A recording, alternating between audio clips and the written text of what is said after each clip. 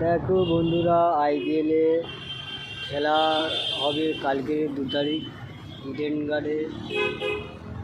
তা টিকিট কাটা হচ্ছে, টিকিট কাউন্টারে কেমন ভিড় সেটা আমি আপনাদেরকে জুম করে দেখাচ্ছি। এবং চারদিকে ব্যানার ট্যানার ঝুলিয়েছে, দেখা পাচ্ছ আপনারা।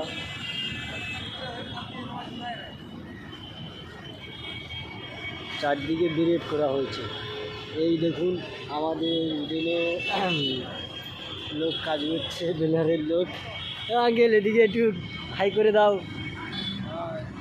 দেখছেন কাজ করছে কি সুন্দর। আমাদের ইডেন গার্ডে যে ক্রিকেট খেলা হওয়ার কথা ছিল 2 তারিখে আইপিএল, তা